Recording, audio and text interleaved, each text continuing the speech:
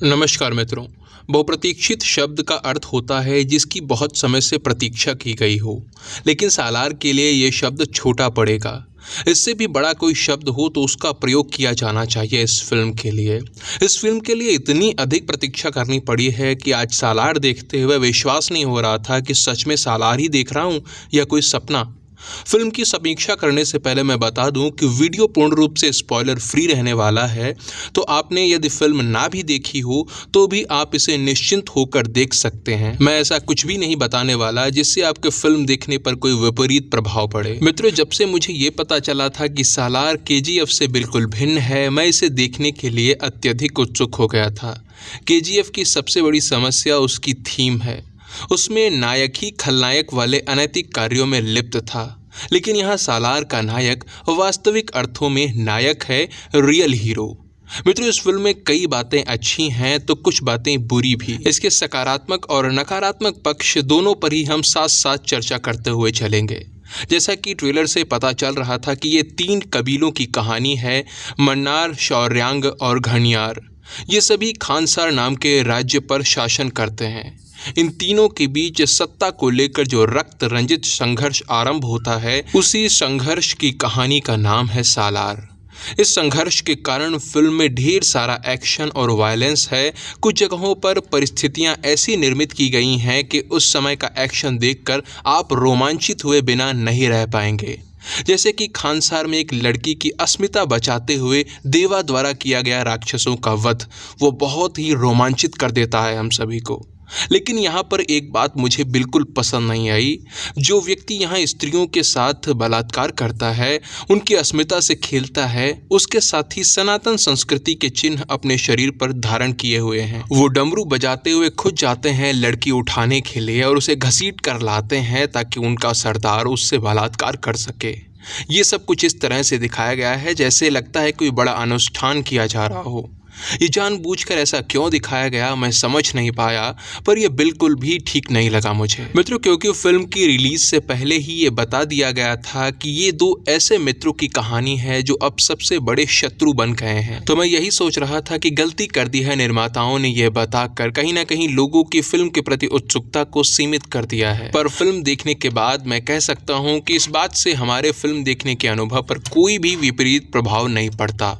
इन 2 मित्रों के बीच शत्रुता क्यों होती है, ये सबसे बड़ा रहस्य है फिल्म का, जो हमें लगातार खुद से जोड़े रखता है और फिल्म के अंत तक ये बात रहस्य ही बनी रहती है। फिर सालार के अंत में कुछ ऐसे रहस्यों से पर्दा हटता है जो हमें बिल्कुल ही चौंका देते हैं। कोई भी जो सोच नहीं सकता था वो कारण हमारे सामने आता है दोनों के बीच की शत्रुता का।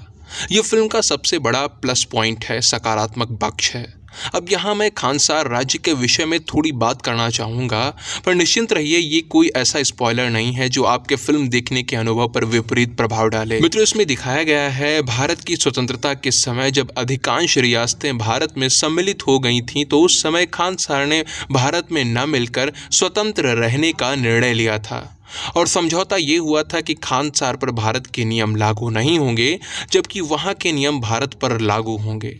ये मुझे थोड़ा ठीक नहीं लगा, पर प्रशांत नील ऐसा ही करते हैं। केजीएफ में फिल्म का नायक अपना अलग साम्राज्य चलाता है, भारत की पुलिस से लेकर सेना तक सब उससे डरते हैं। ऐसा ही कुछ यहाँ पर भी है, पर अंतर इतना है कि केजीएफ में ये सब अवैध है, माफिया राज चल रहा है, पर यहाँ पर एक सकारात्मक बदलाव ये है कि यहाँ पर सब नियमित है। खानसार कोई अवैध माफियाओं का शासन नहीं है, बल्कि आरंभ से ही स्वतंत्र राज्य है जिसे अंग्रेज भी नहीं जीत पाए थे। प्रशांत नील ने अपने इस काल्पनिक साम्राज्य को खड़ा करने में बहुत ही सूक्ष्मता के साथ कार्य किया है। खानसार की प्रशासनिक, राजनीतिक और आर्थिक व्यवस्थाओं को भी स्पष्ट रूप से दिखाया गया है। यह भी फिल्म का एक सकारात्मक बिंदु है।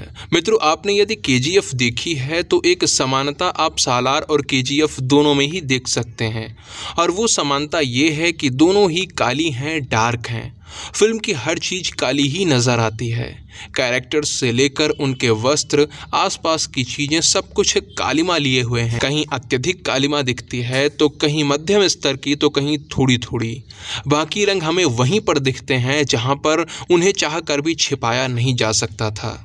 अब पता नहीं ऐसा क्यों है, क्या प्रशांत नील को बाकी रंगों से घृणा है या काले रंग से अत्यधिक प्रेम है।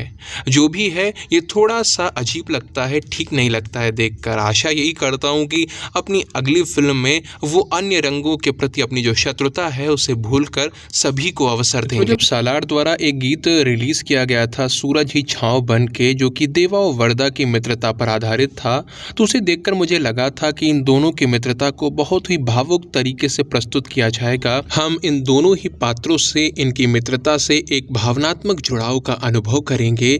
लेकिन जब आप फिल्म देखोगे तो इस बात का अनुभव करोगे कि देवा और वर्दा किसी के प्रति वो भावनात्मक, वो इमोशनल टच आपके अंदर नहीं आता है जो कि आना चाहिए था।